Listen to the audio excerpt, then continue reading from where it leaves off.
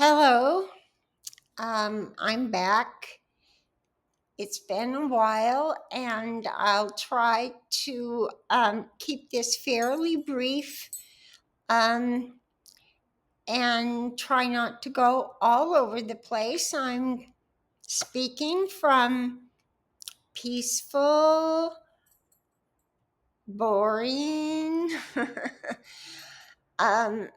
actually, very eventful Los Angeles.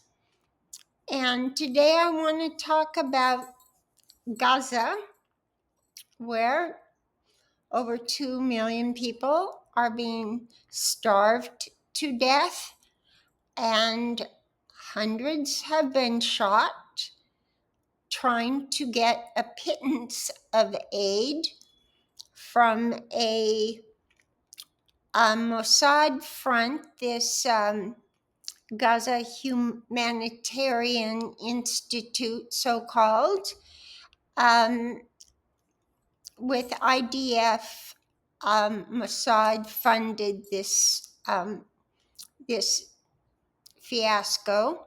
Actually, they're doing what it intended to do, which is lure people to the south where they could be concentrated, as in camp, and they could use IDF and U.S. mercenaries, probably from the present iteration of Blackwater, um, who has, they had 2,000 troops in Iraq, and they got a bad rap because of a big massacre that their troops um, committed, and 5 of their soldiers were prosecuted and found guilty. So they changed their name, and I think they've changed their name 3 or 4 times since then.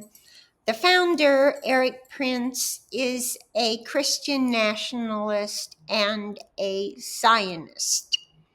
So, and they have a history that they are quite open about, frankly, of um, collaborating with the CIA in various operations around the world.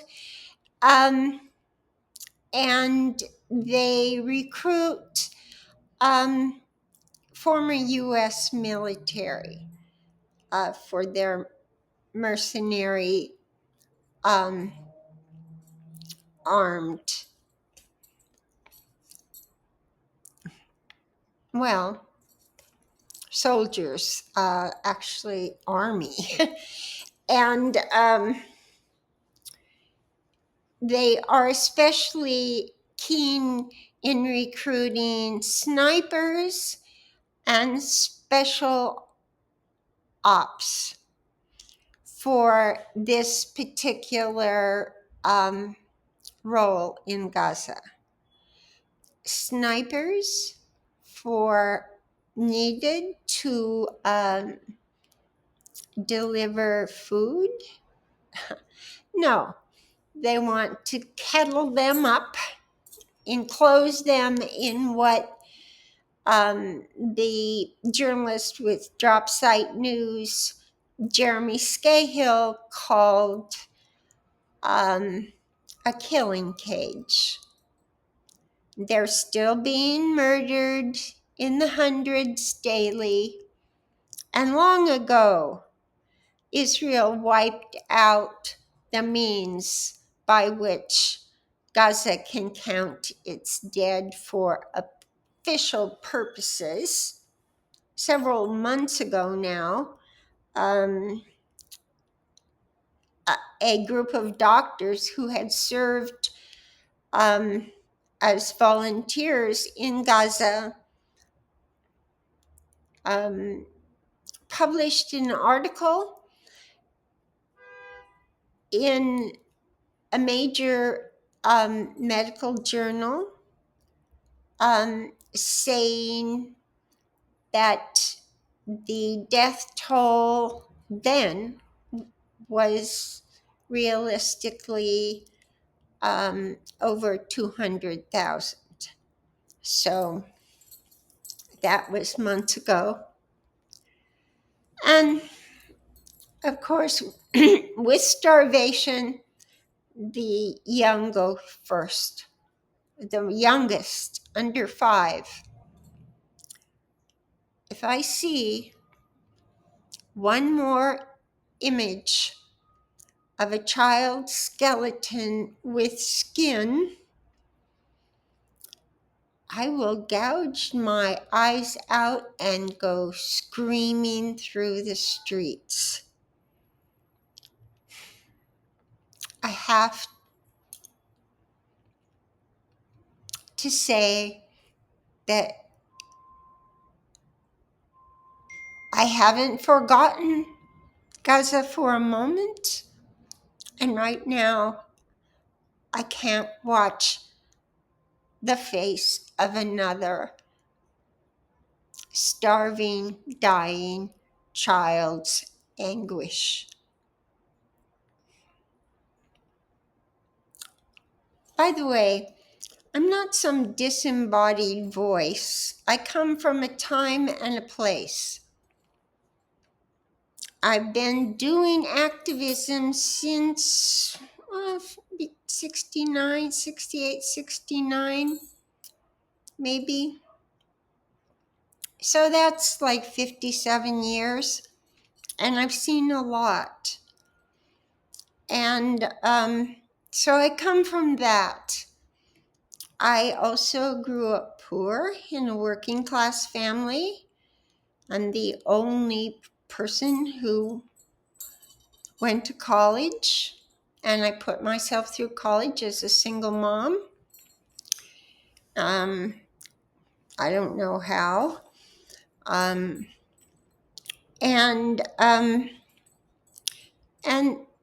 I'm basically working class to my bones. I got my PhD right when defunding of public higher education started. So for years I was adjunct faculty, and we didn't even get health insurance until we got a union. So I've always been aware that I was a worker. So that's my voice. Also, I learned not too long ago that my first ancestor who sailed to North America came to Jamestown in 1611. He was arrested by the Spanish. A Spanish ship came into the harbor. I think that was his second trip. And bringing supplies to Jamestown.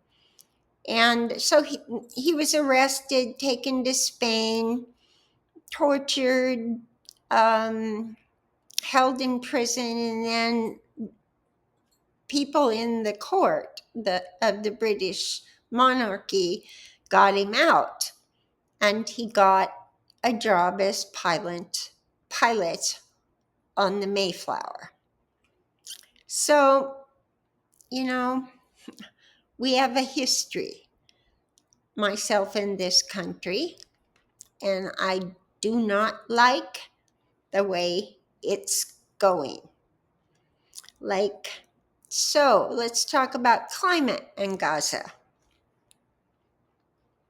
Way back in 2023, in late October, Gustavo Petro, the president of Colombia, said, speaking to and for the people of the global south, let's not forget, we in the United States are 4.5% of the world's population. There's a big world out there, and right now we are hated. You better believe it for Gaza. So, Gustavo Petro, speaking way back then, said, "The elite in the Western countries are telling us that we are all as expendable as the children of Gaza."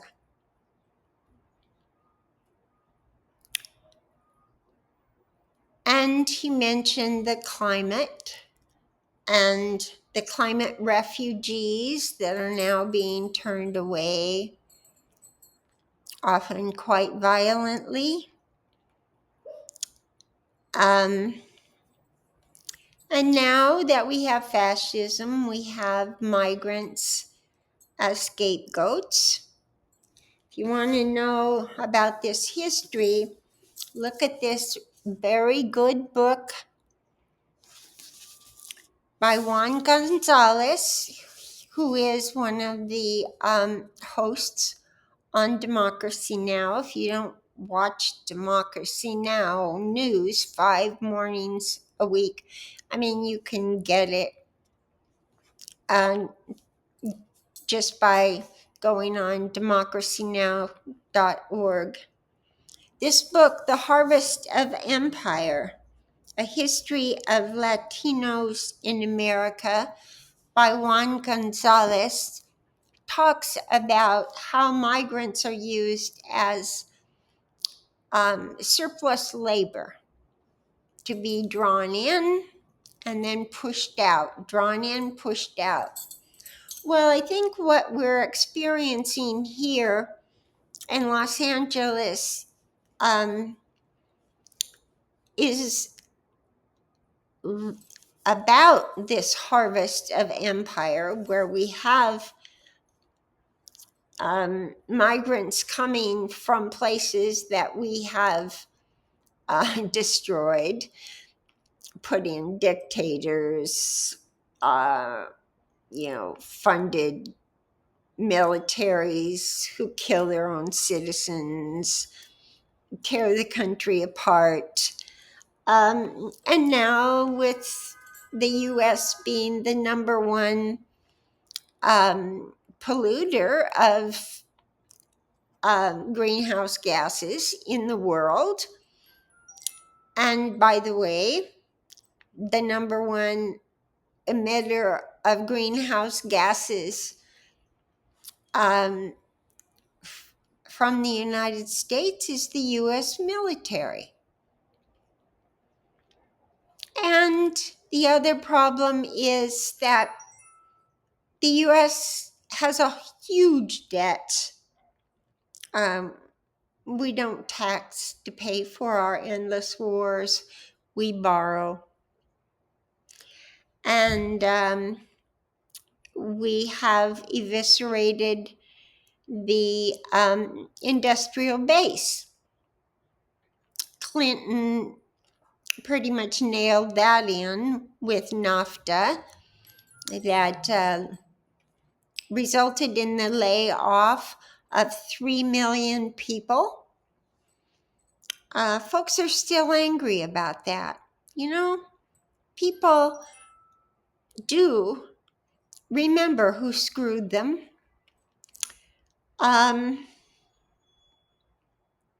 Well, the only two things we export: fossil fuels, oil, gas, death, and military hardware, death. The United States empire is the death machine. And the United States is committing genocide. It isn't all Israel. We provide the money, we provide the arms, we provide the diplomatic legal cover, and we provide a lot of the intelligence. So I'm a little bit angry, to say the least, that my country is committing genocide, but also I know what this means. It means that after the US in 1965 helped engineer a coup and provide assistance, including names, lists of names, in Indonesia through proxy, murdered between 1 and 2 million people. The US intelligence and military apparatus called that the Jakarta method. They used it again in Chile. Right before the coup, people were spray painting militarists on the walls in Chile, in Santiago. Jakarta is coming. Jakarta. Well, yeah, it came. The government, a democratic socialist government, was overthrown, resulting in the death of Salvador Allende, the president, and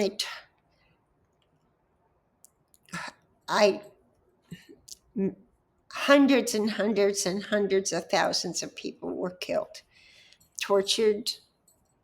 One of my neighbors, who is Chilean, had an apartment full of Chilean refugees on the floors of his apartment sleeping.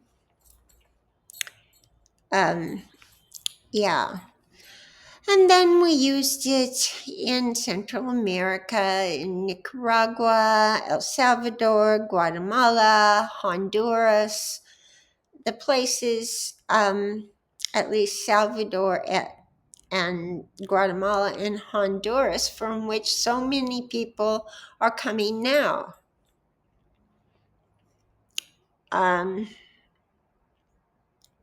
To flee conditions that we have established.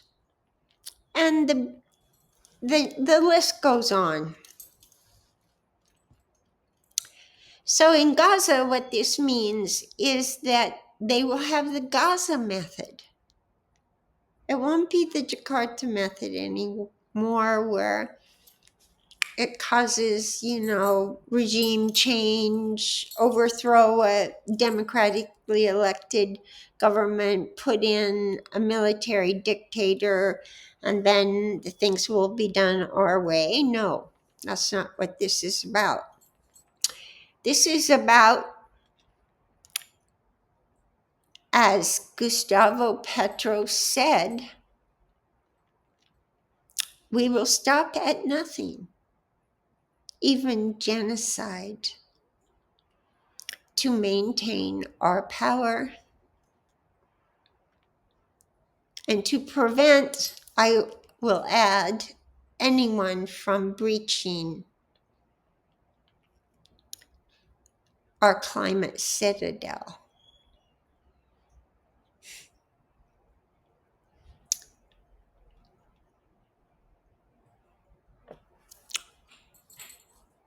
I'm an American. I don't like any of this. I don't want my country to be doing genocide. I want it to stop. And I don't want my country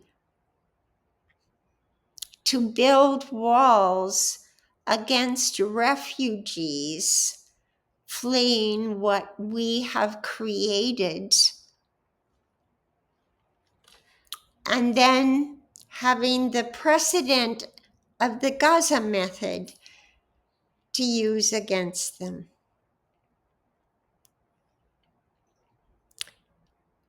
Something else we're seeing in Los Angeles is that the fascist regime is working to solidify a police state.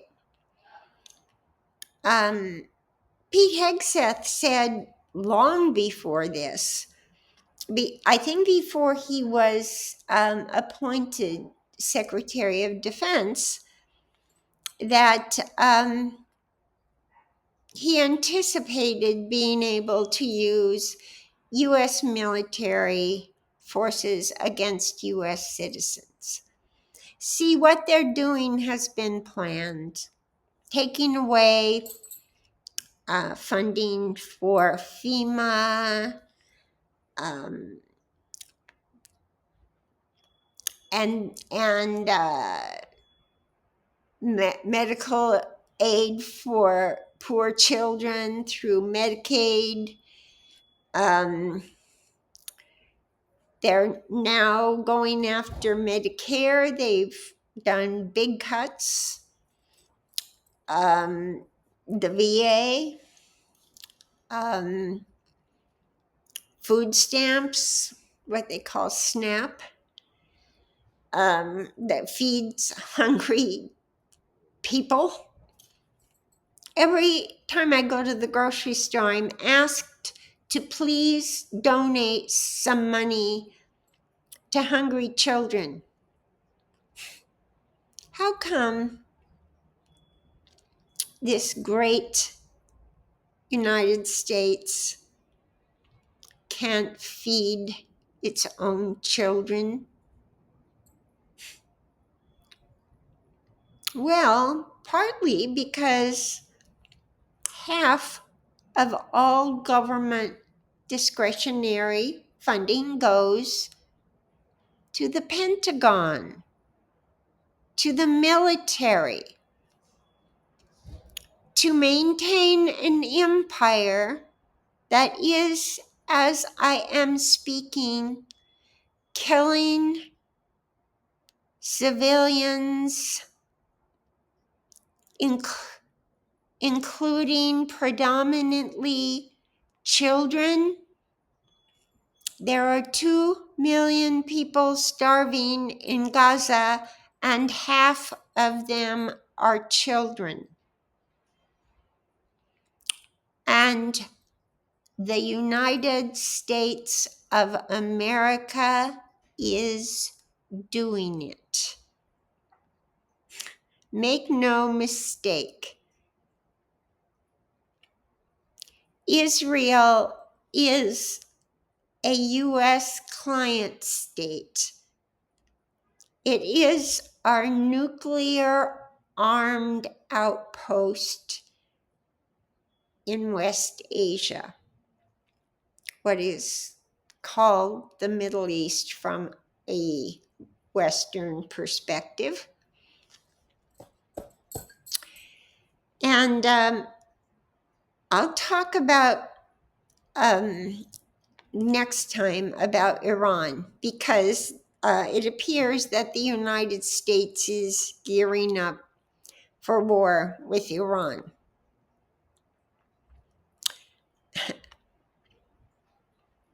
Big mistake. Very big mistake. Maybe the Israelis are thinking twice about this, because Iran has announced that their intelligence services now have documents that reveal the locations of all of Israel's nuclear facilities, including all of their secret nuclear facilities. Iran could probably take them all out.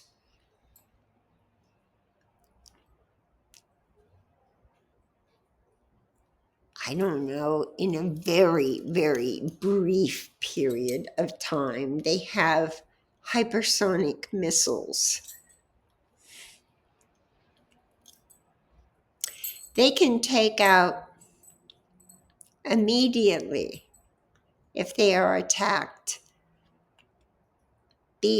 all of the oil facilities in the countries that support the United States, that has U.S. troops based on their soil. That would mean that the global economy would go immediately down the toilet. That's their deterrence. And now they have the further deterrence of Israel knowing that they have the locations of all of Israel's nuclear sites and can take them out. On the other hand, Iran's nuclear facilities are buried half a mile down in mountains.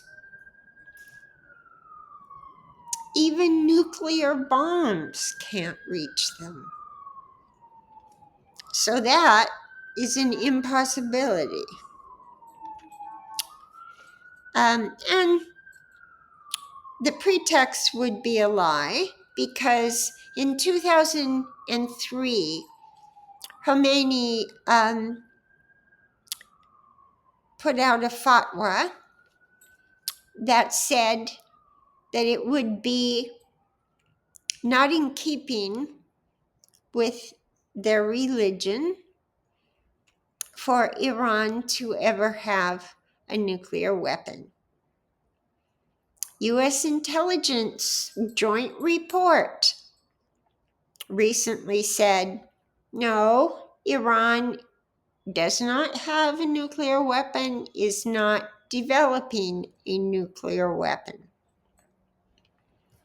So the pretext is a nuclear-armed Iran. It was weapons of mass destruction, in Iraq. Another lie. So if this happens, it's going to be terrible. And the pretext of Iran having or developing nuclear weapons is just as truthful as weapons of mass destruction was in Iraq. In other words, not at all truthful. So, see you next time. Bye.